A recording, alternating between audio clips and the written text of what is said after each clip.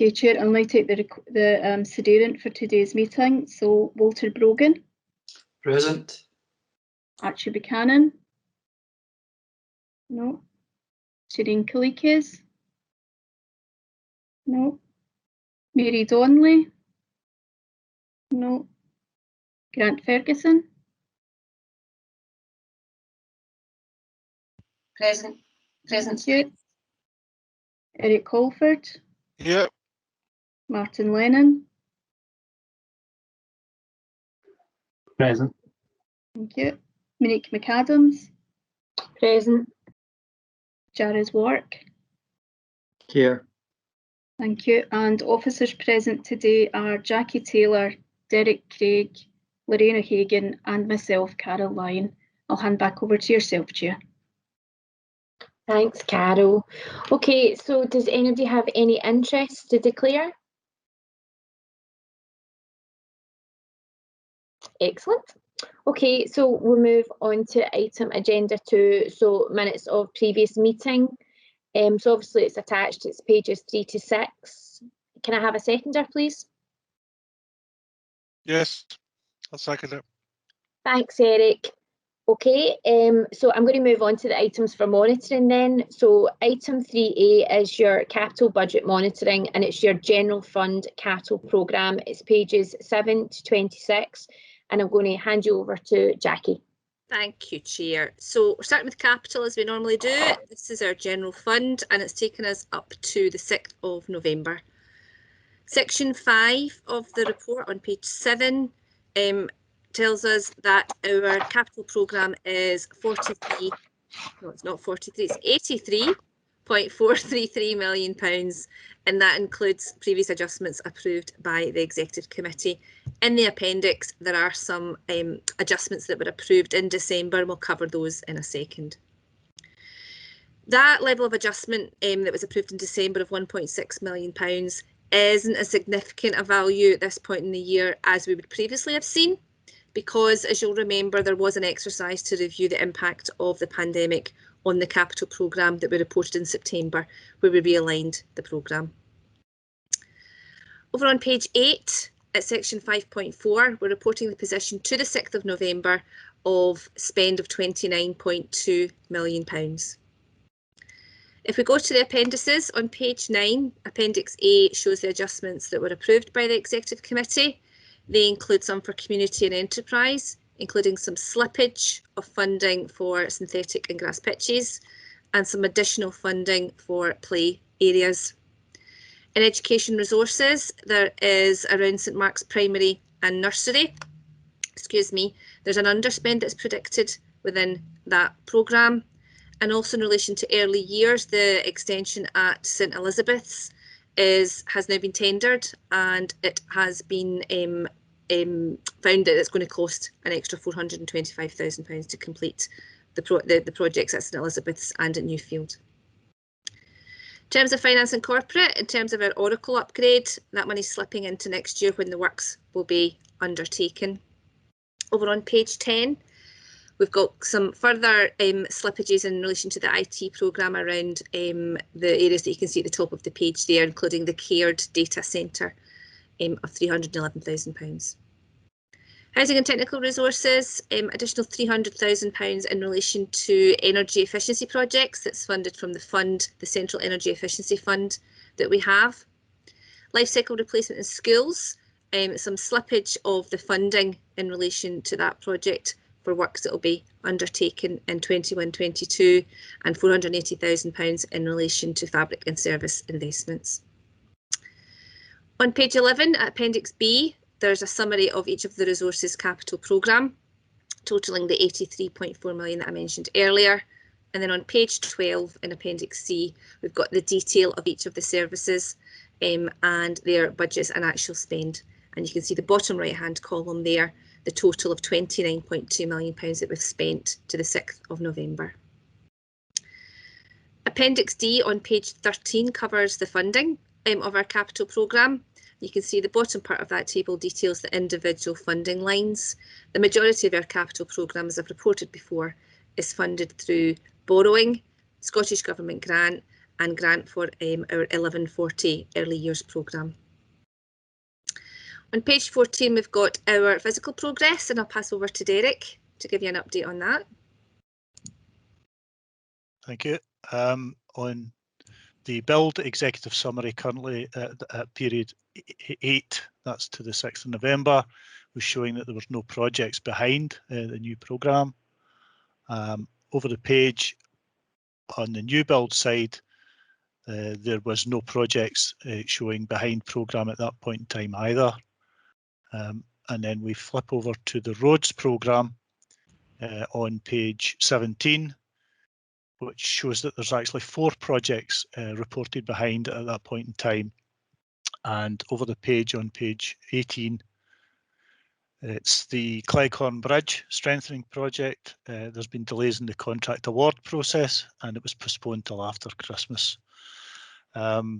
The lighting infrastructure renewal tenders have been returned for a new lighting installation contract, and the award is now expected early in the new calendar year, so that's slipped into January for acceptance. The traffic signals, pedestrian crossings in the main street, Queen Street, Rutherglen, the works had to be reprogrammed to avoid the Christmas embargo, and similarly with the pedestrian crossing traffic signals at Main Street, Cambuslang Road in Rutherglen as well. And then there's some further detail about each individual project on the roads programme. That's great, thanks very much, Derek. So I'll just basically put it out there. Do you get any questions? I have my hands up. Oh gosh, do you know what? And I'm staring at the screen with your hand up.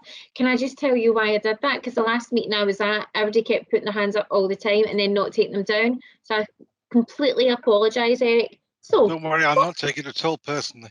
cool. So what question do you want to ask? 2 things, both probably pretty straightforward. Page 18, Cleghorn Bridge was postponed till after Christmas. I believe that's undergoing now. Is that correct? So we're kind of back on schedule with that. Derek, do you want to answer that one? It's not one of my particular projects, but I could check. I could certainly check with roads colleagues. I believe it's underway at the moment, but I don't know if the snow's holding it up. So if you could, that would be great. And the other thing is page 23, Penfreak Bridge. It says it's at production information stage. I thought we were actually past tendering and supposed to be starting on site next month. Is that, am I wrong in that, or is this just a little bit out of date? I would need to check with the roads colleagues again. I could probably provide a little bit of information there. Bearing in mind this is information as at the 6th of November. That's one. If that's the answer, that's Yeah. fine. But Yeah. that's, That'll be it. I think we had some further information that we provided on the process that had been underway for that bridge. So it'll be timing, Eric. That's absolutely fine. Thank you. Is that okay? Does anybody else have any other questions? Okay, and Jackie, will you get back to Eric just with, well, only one point, then you will now need. Just the Okay. Cleghorn one. Yeah, right. Okay, well that's grand. So can somebody second that and we'll move on? Yeah, seconded. Excellent, thanks very much, Walter. Right, so we'll move on to item 3B. So that's pages 27 to 34. This is your housing capital programme. Jackie, I'll hand it over to you. Thank you very much. So same time period covered here to the 6th of November, this time for the housing capital programme. Again, section 5 gives you the summary of the financial position. We have a programme of just over £48 million.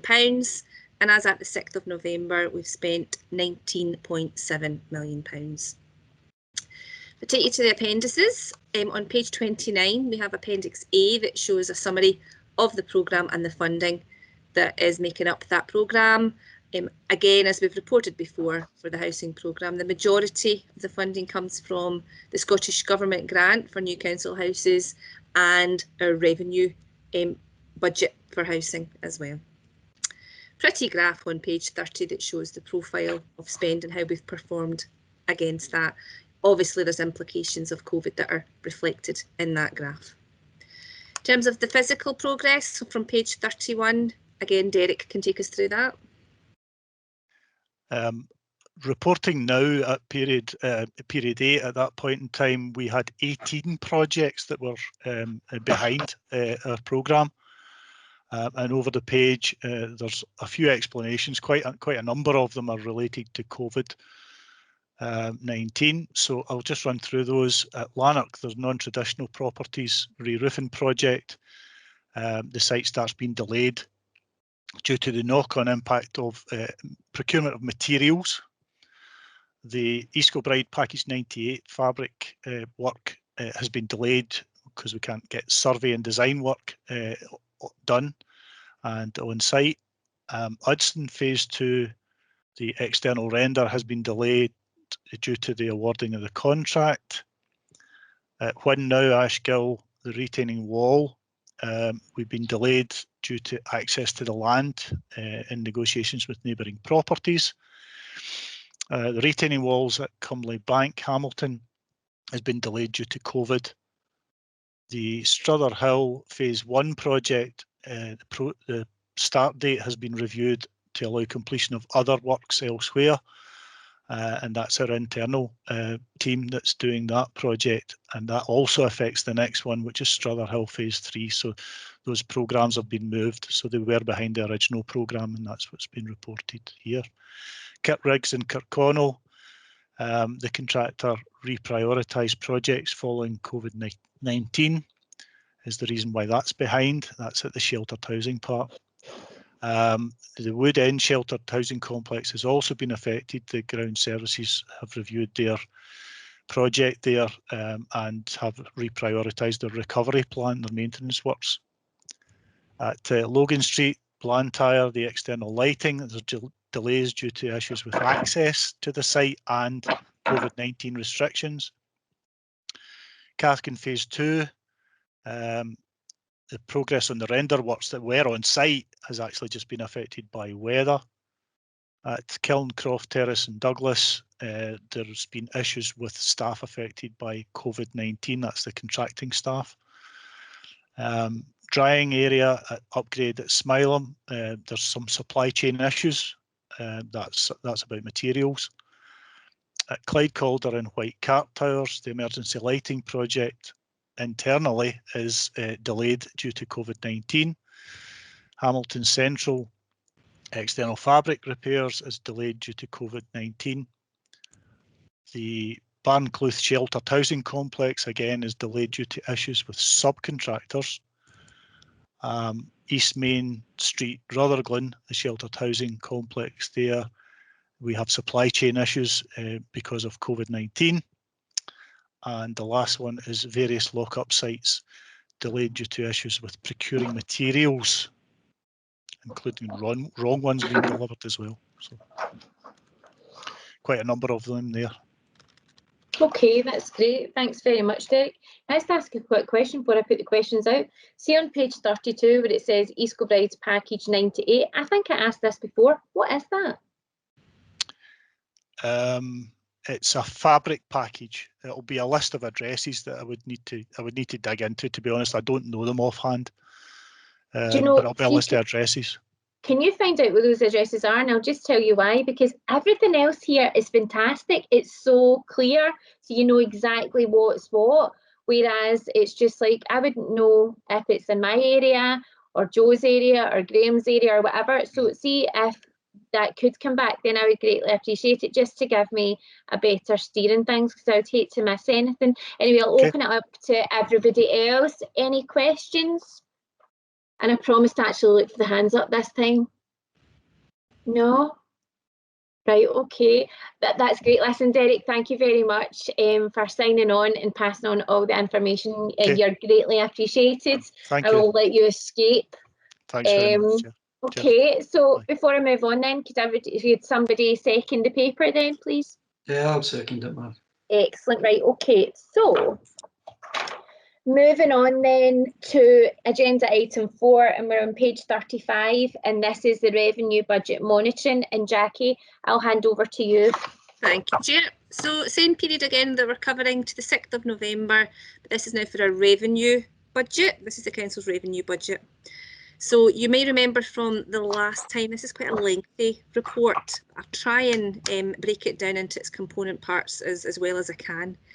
Probably the first place I would take you to is section 4. So this is our revenue budget position as at the 6th of November, and we were showing there that we had an overspend position before we take into account any COVID funding of £11.458 million.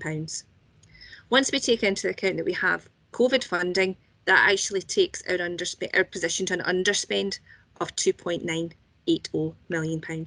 So we're moving from an overspend including COVID to an underspend position of just under £3 million. And that £3 million is wholly down to an underspend in loan charges, which I'll cover in a second.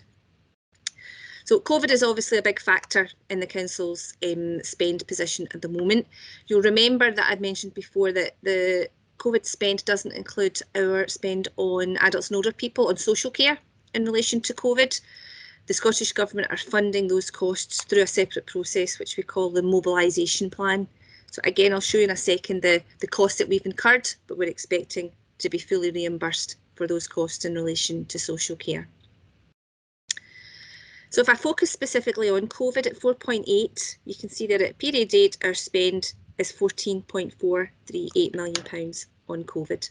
If I take you over to page 37, there's a table shown there, table 1 at section 4.12, and that's actually showing you for each of the kind of component parts of our spend, how that £14 million is made up.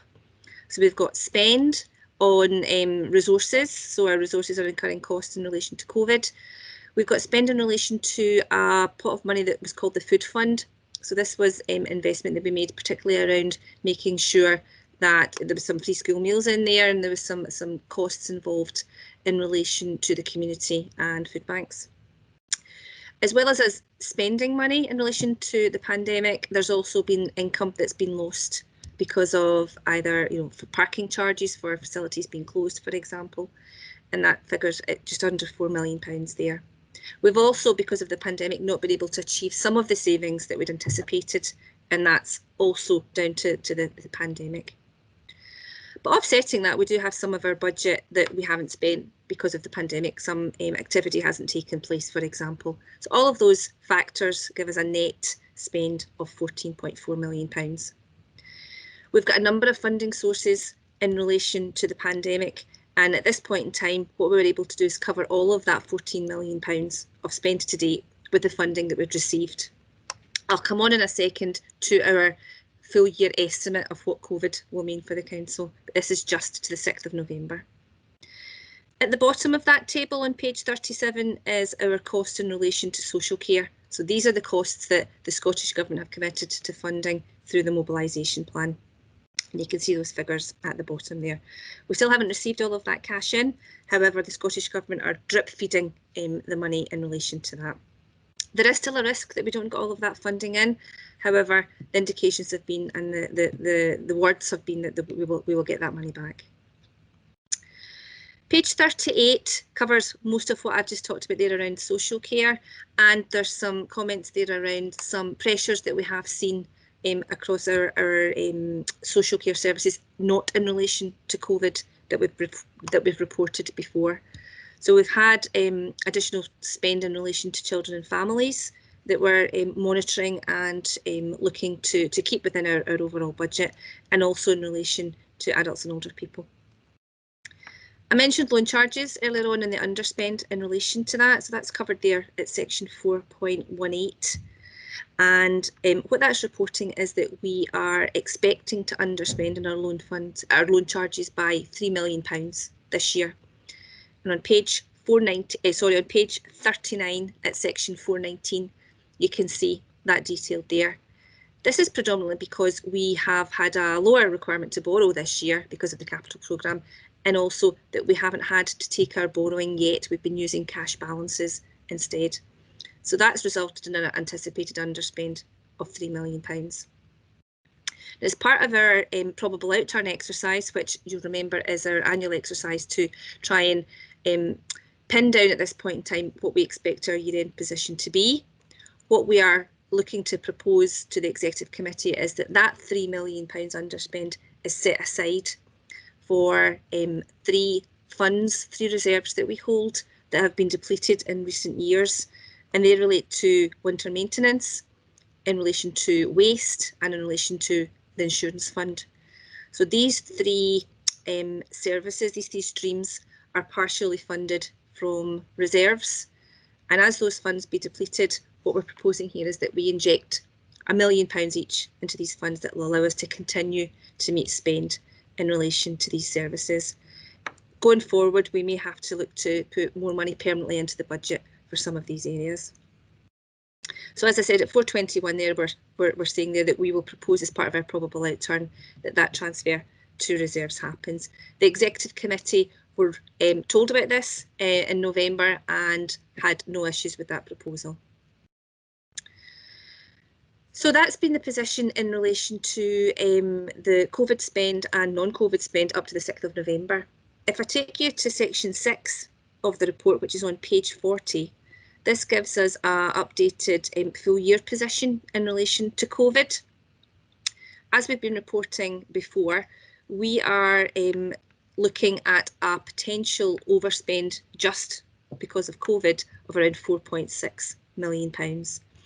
And again, if I can take you to page 41 in the table, there at section 6.4, that provides a hopefully simple as I can representation of how we get to that £4.6 million overspend. So we have some costs that we're expected to incur of £26 million. We've lost income of around, or we expect to lose for the year income of around £8.8 million, but we expect that about £4 million of our budget won't be needed this year. So that takes us to net costs of around 31.4 million, but we have had a fair number of different sources of funding over the piece in relation to COVID, which totals round about £23.8 million at this point in time. If we net off that funding against the spend that we were anticipating, that leaves us with net costs of around about £7.5 million. Onto that, I have to add on the fact that we've not achieved some savings this year, so that's just over £1 million, and the expected shortfall for leisure of about £3.2 million. If I take all of those things into consideration, we would be looking at a net cost to the council of around about £11.7 million. And what we had reported and chosen to do was take any costs that were associated with capital as part of that. We moved that into our capital programme and provided for it there. So that's enabled us not to have to look to our revenue programme to meet those costs. The net position overall then is an overspend of around £4.6 million. That was before we were allocated some additional funding for loss of income. That's happened in the last 6 weeks or so, which is another £2.7 million. So again, that's a positive position, and that brings our overspend to approximately £1.9 million. That'll be reported to the next Executive Committee in February. It's a very movable feast, our spend in relation to COVID. Obviously, on the 6th of November, we weren't yet in the lockdown position that we're in just now. So coming along with the lockdown will mean a different perspective for our leisure services, for example, what can be open, what income can be generated. Also in terms of costs that the council is incurring around things like free school meals, for example, those costs will increase. However, there is also additional funding that's being made available to cover some of these costs. So still very much a kind of moving feast in relation to the position on COVID. Section 7 actually covers a kind of fair number of different elements of funding that we've received for COVID. I don't propose to go through these in any great detail, but you can see the number of different pots of money that is being made available or has been made available over the piece, and some that we still have to find out about in terms of the allocation to the council. What I'll do there, Chair, if you don't mind, I'll just pause in relation to the report, and if anyone's got any questions, I can take those before quickly running through the appendices, if that's okay. I think that's a really good idea. So has anybody got any questions? Eric? Just a little one. On the table 2 on page 41, yeah. the savings not achievable. Yes. Are those That's £1 million. Are those savings that are not achievable because of COVID, or savings that are not achievable otherwise? Because of COVID, that table is solely due to Purely. Yeah. Right. Okay, that's fine. Does anybody else get any questions? I was just going to raise a point. I know that when obviously we had saw this information when it went to the executive,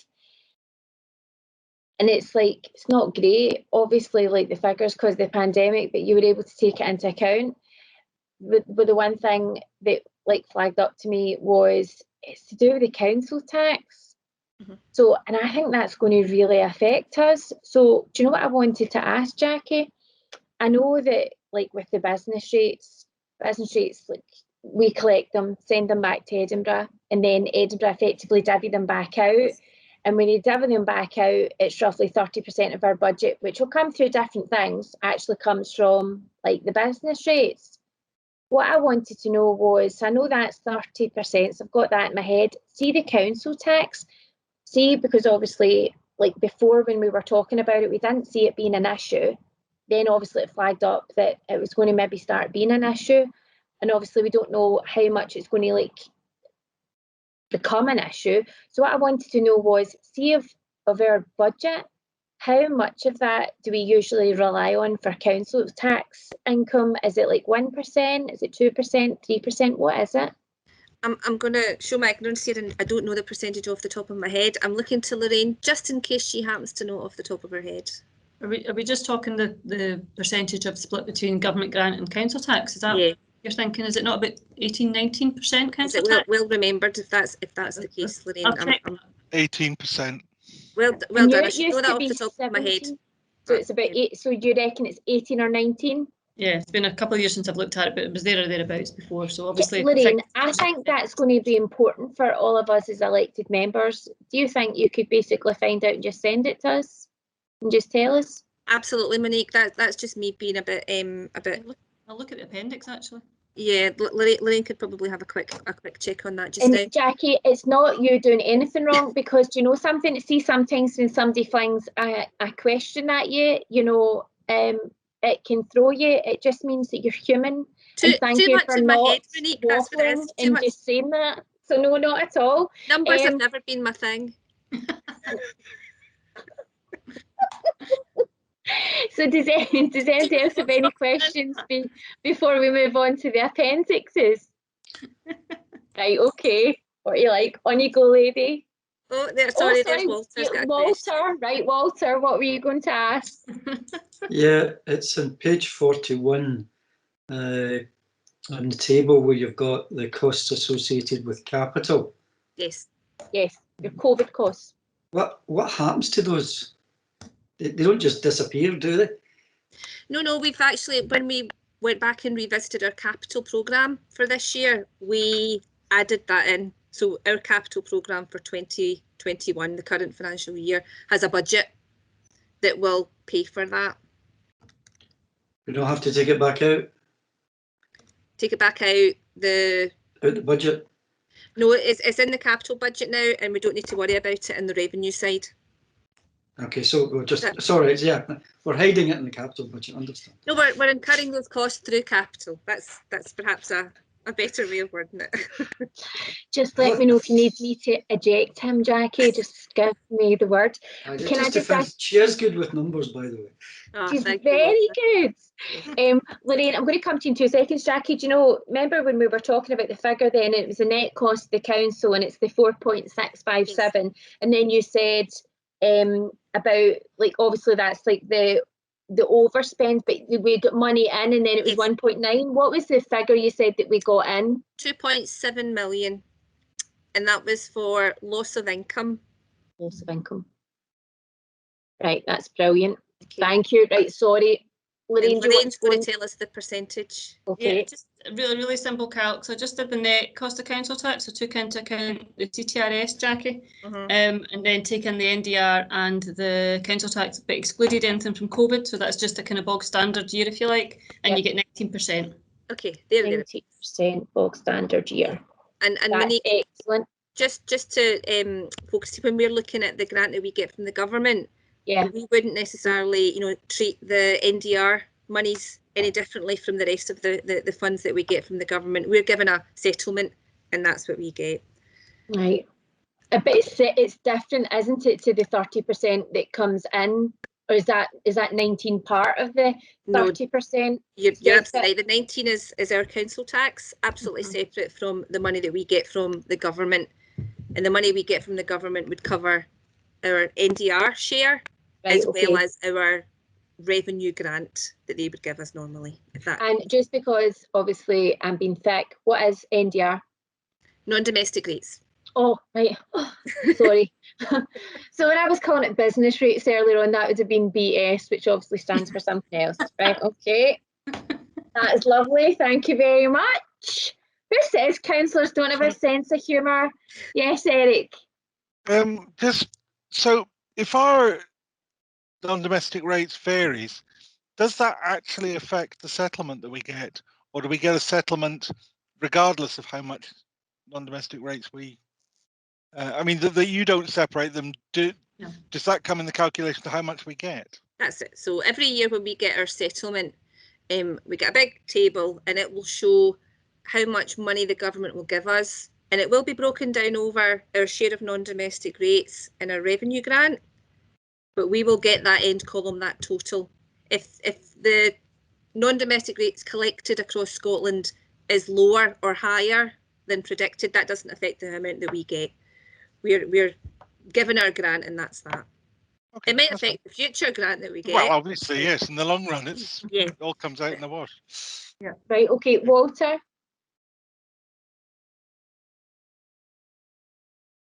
Legacy hand. Oh, was it? Right. Okay, that's great. Right. So is that everybody okay for questions for just now? And then Jackie will move on to the appendix. Great. I mean, the appendices. Okay, Jackie. Thank you, Chair. The appendices are very much in line with what we've seen before. So page 46 and Appendix 1 is the raft of figures that show how much each of our resources and services have in terms of budget and spend. And then the same figures are produced again at Appendix 2, but over subjective spend type basis, so employee costs, property costs, for example.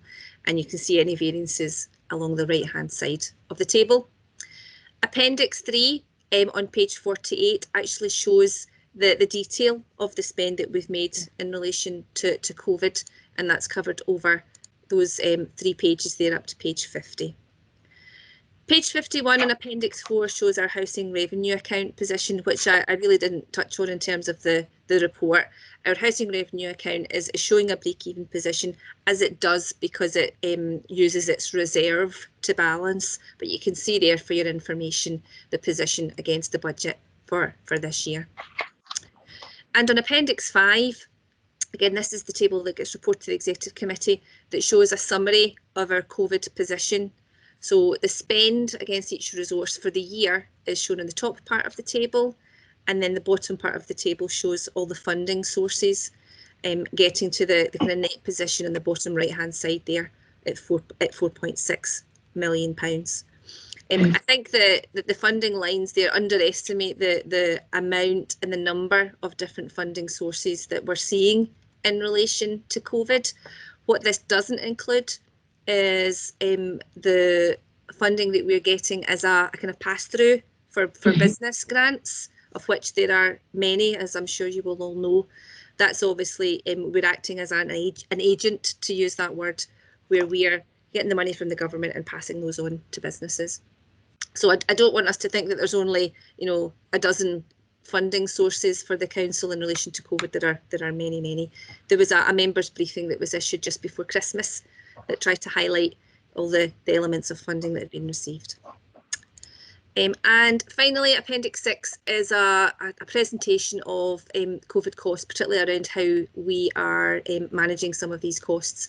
Really what this does is show that our overall costs of COVID include some cost in relation to our property services that would normally be recharged on to HRA and capital, and we're continuing to do that as per guidance. HRA are still being charged for, I'm going to say, the guys' time, you know, the guys that would normally be working on property services.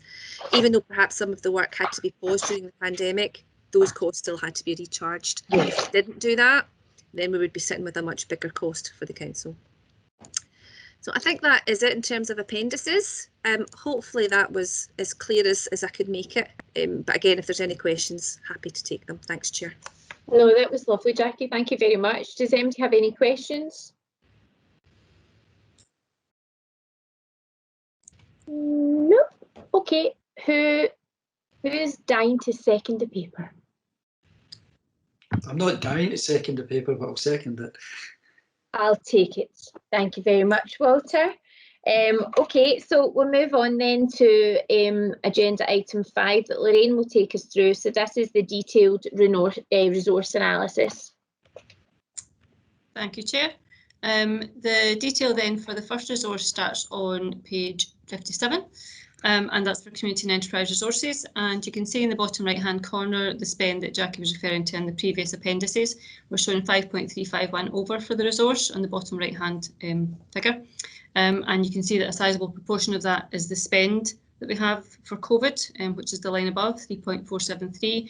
But we also have within the resources individual service areas, we've got lost income that's showing through, which is why we're coming to the 5351. And the resource itself is looking okay in terms of its normal monitoring, if you like.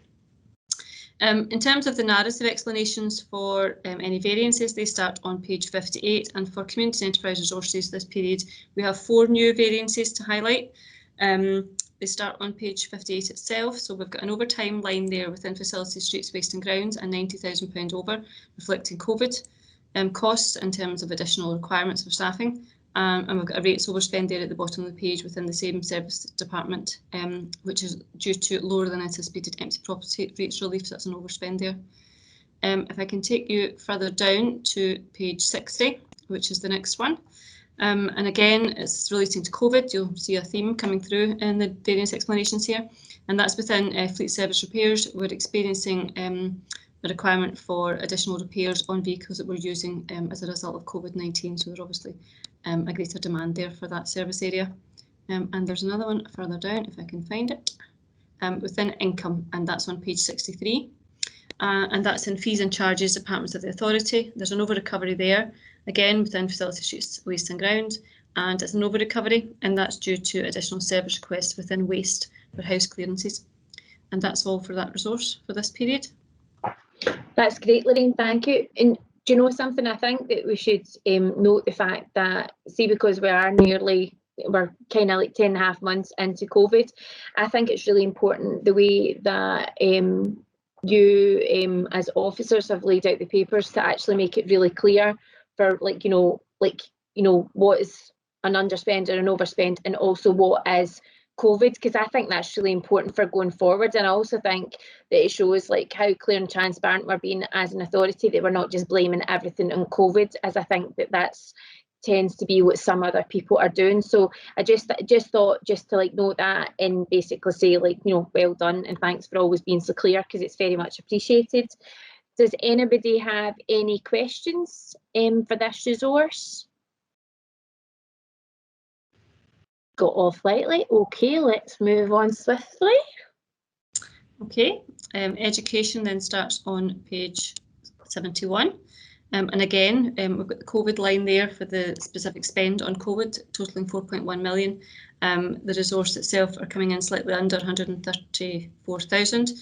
Some of that might be in relation to savings that they've made, because there's certain things that they haven't had to do as a resource. But you can see the bottom line position of £4 million shown as education's overall position at period 8. In terms of new variances, again, there are 4.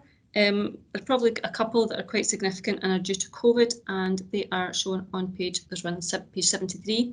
And you would expect this one, the cleaning contract, 699,000 of an overspend there relating to COVID, due to the increased cleaning requirements within schools and early years establishments as well, following the return to school back in August time. And then over the page, top of page 74, IT equipment maintenance contract.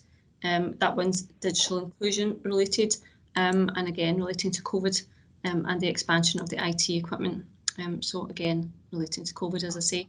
At the bottom of that page, fleet service charges, schools 91,000 over, relating to the cost of transporting children with additional support needs. That's been a recurring pressure within the resource over a few years now. And conferences on page 75. Within schools, we have an underspend there relating to expenditure on early years partner conferences being lower than anticipated in the current year.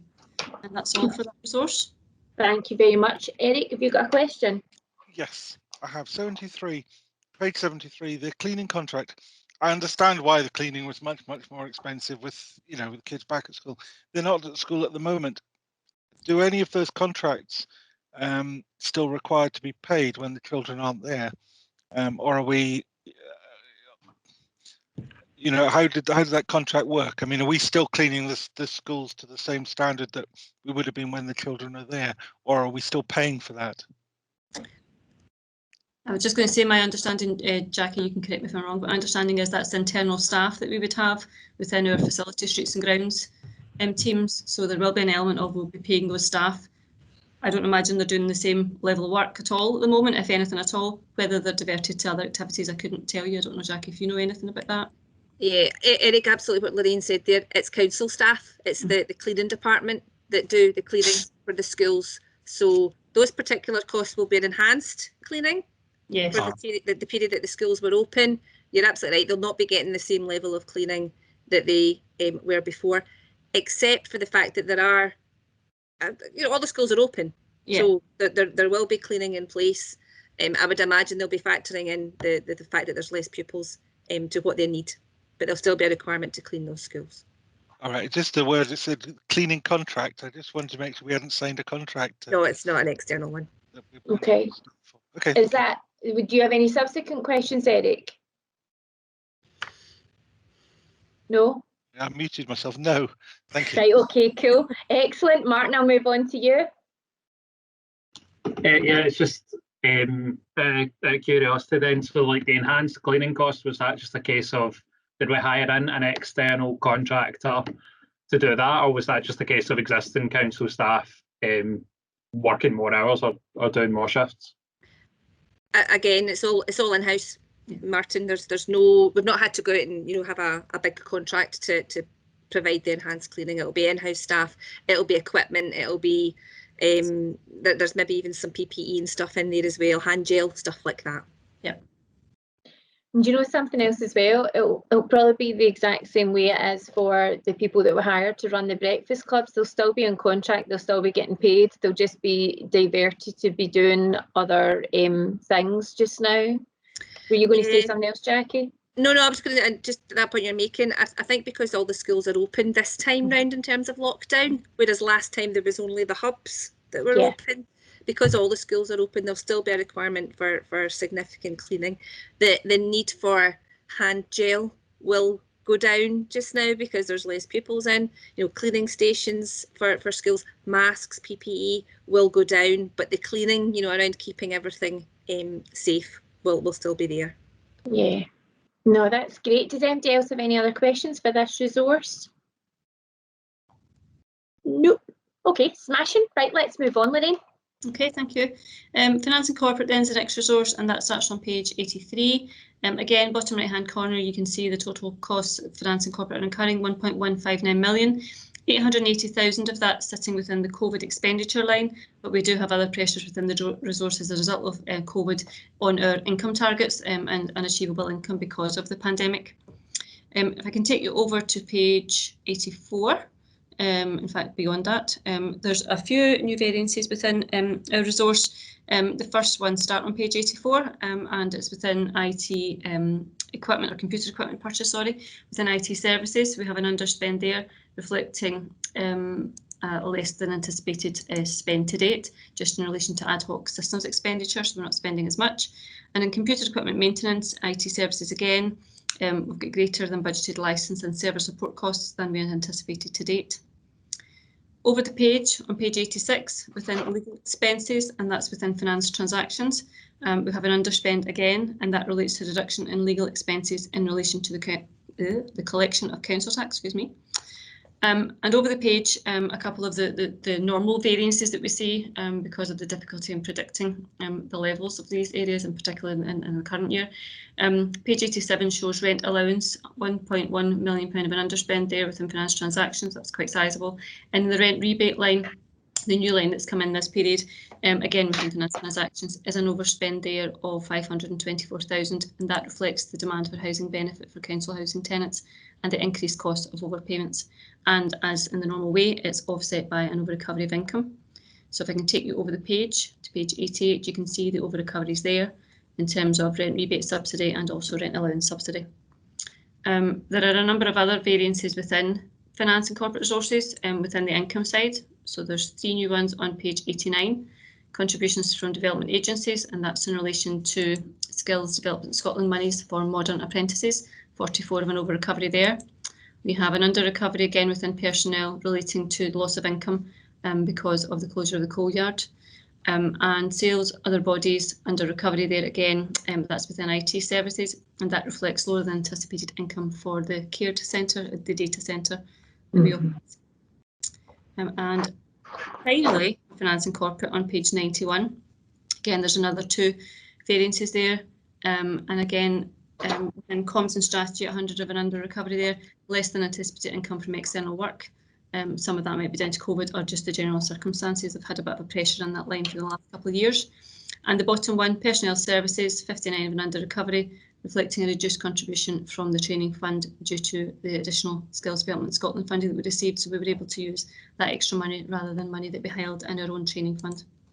And that's all for finance and corporate. Excellent, thank you very much. Does anybody have any questions to do with that resource?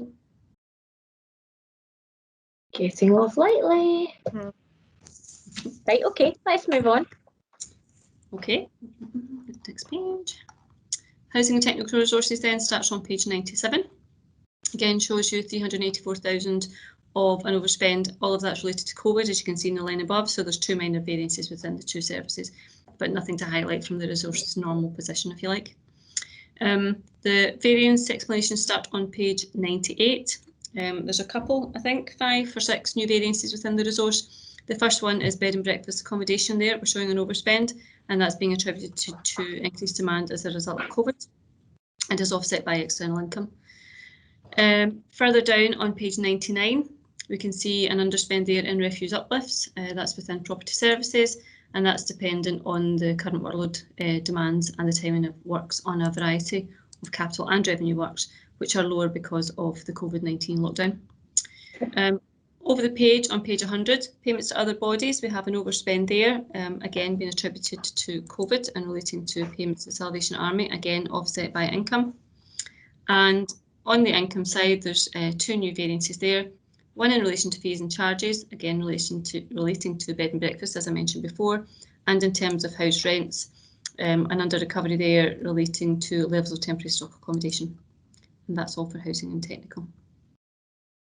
That was great, thank you very much. Does anybody have any questions? No. Okie doke, let's move on. Okay, the HRA is sitting on its own on page 109. As Jackie said, they're showing a break-even position, and there's actually no new variances to highlight this period. So you can see very simply, you've got your employee cost underspend, your property cost overspend there, and it's offset by your income position, an over recovery or a net over recovery at this point in the year, and they're breaking even as a service. Yeah, I mean, there was nothing much happening with that at all. Does anybody have any questions? No, smashing. Right, okay, let's go on. Okay, finally then we have social work resources. That's on page 115. Again, bottom right hand corner, you can see 359,000 of an overspend here. 359 relates purely to COVID, so that's the expenditure within the resource. And Jackie, you can keep me right if I go off piste on this, but that's not including anything in relation to adults and older people, because they're assuming full funding for that. Great. If I can take you over to the next page, we've got a few new variances here. I'll try and keep them as quickly as do them as quickly as I can. We've an underspend there in children and families resulting from vacancies, which are actually being recruited. Over on page 117, again within children and families, We're showing an overspend there within care staff, and that's in relation to overtime. Over the page, on page 180, we've got security costs and overspend there, additional security measures to protect recently closed residential units. Down the bottom of that page, these are probably the more sizable ones in terms of aids and adaptations and supplies compliance. Both of these have been impacted on by COVID in terms of the level of demand. Again, over the page, catering contract, there's an underspend there within adults and older people, and that's in relation to day services. And I'm just looking at that name, catering contract. I think, just as we talked about with education, that's probably a legacy to the trading arrangements that we had in place for catering, and I think that's probably why we're using the word contract. That's maybe something we can have a look at in the ledger system. Pool cars at the bottom of that page, again relating to COVID, and that's the result of additional requirement for cars to meet the current guidance for social distancing, which prevents staff car sharing. Over the page, on page 120, we've got new variants there within performance and support in relation to fleet services drivers. That's an underspend in drivers' charges as a result of the voluntary clubs currently being suspended. And I think we're on to, income payments to contractors, sits on page 122. An underspend there reflecting the current demand for the supported living service. And I think if there's nothing in income, no, that's us for the resource. Thank you. That's great, thank you very much. I always think that's such a good item for us to actually see from a counsellor's point of view, so you can see exactly what's getting spent in each resource, and I think it's really, really helpful. Anyway, so thank you. Eric, you've got a wee question. I have, and it is just a wee question. Page 118, the underspend on aids and adaptations. I understand kind of why that's happened, because even an urgent referral for an occupational therapy assessment for a home is taking 7 months, and if it's not urgent, it's considerably longer than that. Is there a plan in there to catch up? Because obviously, you know, these things are important to. I have one lady at the moment that I know of who can't get out of her house and hasn't been able to get out since I think August or thereabouts, because she hasn't got a ramp, and the assessment for that isn't urgent because she can get around her house. So apparently isn't urgent. So I'm just wondering if there's a plan in place to get caught up on these things, or is that not really your issue? That's you just pay. Eric, I was going to say that's probably the one I would refer to my social work colleagues, either Ian Beattie. That's probably the name I would suggest. He'd be able to give you an update on their plans around adaptations. Yeah. Okay. I'll leave So are you going to contact Ian Beattie then, Eric? It's not something you need else to do? Yes, I'll deal with that. Thank you. Right, okay, excellent. Does anybody else have any other questions? I don't have a question, but I can feed back to Councillor Holford because I sent a sneaky email to Gordon Mackay about ClickOn, and he has come back to me and said the works have started and the snow is not causing any significant issues. Okay, I thought that would be the case, but thank you. Thank you Very very much. efficient, Lorraine, very efficient. I know, I was going to say, we have got the best officers. Thank you very much. Right, okay, well, with no further ado then, I'll just thank everybody for their attendance. I'll declare, I should say, sorry, before I get carried away, who wants to second that last? I'll second it for you, Monique. Thank you. I get carried away there thinking we've got 1 minute to 3, we're finishing so early. Right, okay, and there is no other urgent business, so I will thank you all for your attendance for the second time. I'll declare the meeting closed, and then I will ask the clerk, lovely Carol, to stop the recording. I'll second that as well, Monique.